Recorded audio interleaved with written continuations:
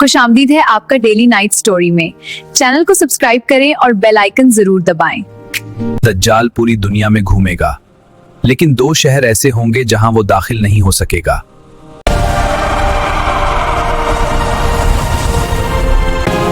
मैं तुम्हारा रब हूं।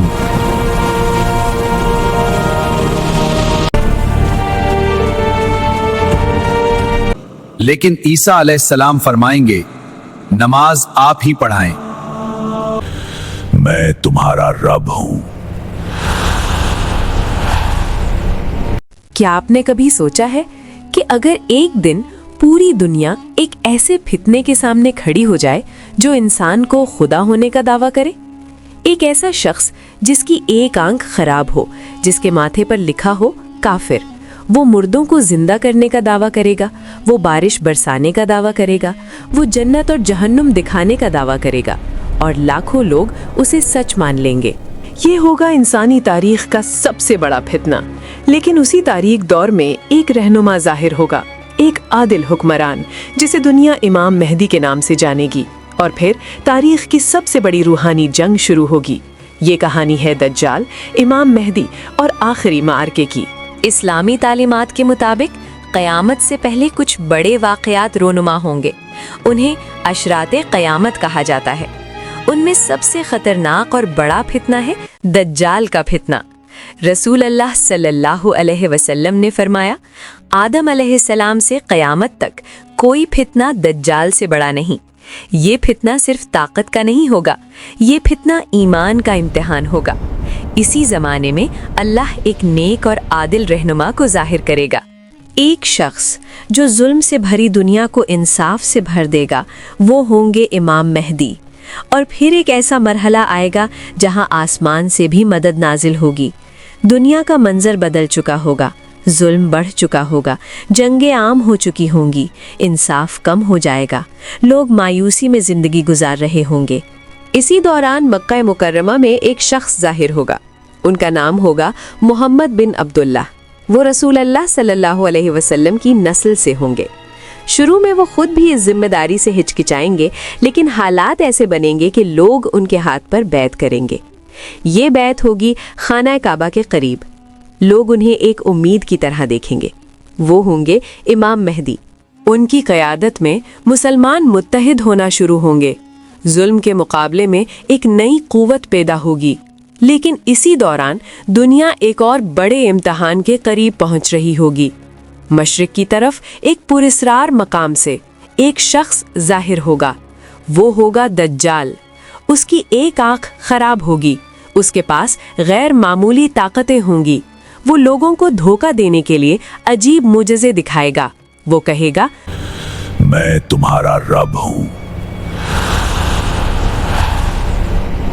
कुछ लोग खौफ से, कुछ लोग लालच से और कुछ लोग धोखे में आकर इस पर ईमान ले आएंगे।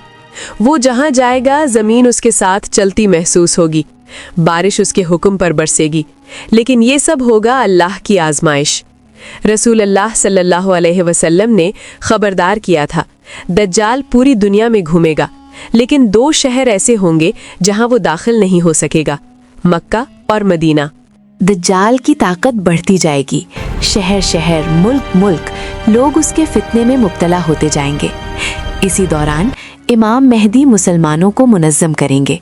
एक बड़ी फ़ौज तैयार होगी। ये फ़ौज सिर्फ हथियारों से नहीं बल्कि ईमान से मजबूत होगी।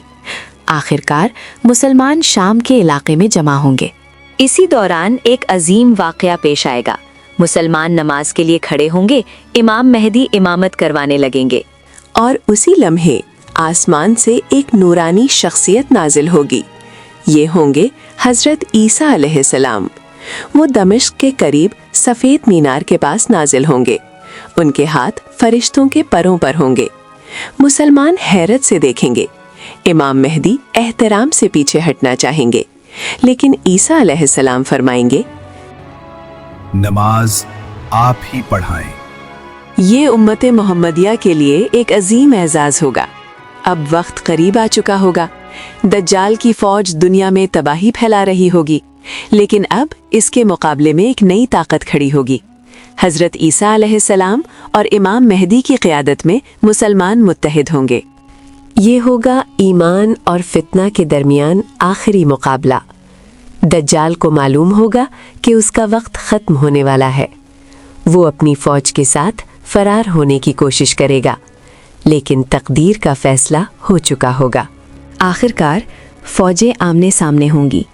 یہ مقام ہوگا لد کا دروازہ، فلسطین کا ایک مقام۔ ہوا میں خوف اور خاموشی ہوگی۔ دجال اپنی طاقت پر غرور کرے گا، لیکن جب وہ حضرت عیسیٰ علیہ السلام کو دیکھے گا تو وہ پگھلنے لگے گا، جیسے نمک پانی میں گھل جاتا ہے۔ حضرت عیسیٰ علیہ السلام اس کا پیچھا کریں گے، اور اسی مقام پر دجال کا خاتمہ ہو جائے گا۔ انسانی تاریخ کا سب سے بڑا فتنہ آخرکار ختم ہو جائے گا۔ زمین پر سکون لوٹ آئے گا، لوگ سجدے میں گر جائیں گے اور دنیا ایک نئے دور میں داخل ہوگی۔ دجال کی کہانی صرف مستقبل کا واقعہ نہیں، یہ ایک انتباہ ہے۔ یہ ہمیں یاد دلاتی ہے کہ دنیا میں سب سے بڑا امتحان طاقت کا نہیں بلکہ ایمان کا ہے۔ جھوٹ ہمیشہ سچ کی شکل میں آتا ہے اور فتنہ ہمیشہ خوبصورت دعووں کے ساتھ آتا ہے۔ اسی لیے رسول اللہ صلی اللہ علیہ وسلم نے ہمیں بار بار خبردار کیا۔ سورہ الکہف کی تلاوت اور مضبوط ایمان ان فتنوں سے حفاظت کا ذریعہ ہیں۔ یہ کہانی ہمیں سکھاتی ہے، ظلم چاہے کتنا ہی بڑا کیوں نہ ہو، آخرکار سچ کی جیت ہوتی ہے، اور جب انسان اللہ پر بھروسہ رکھتا ہے تو آسمان سے بھی مدد آتی ہے۔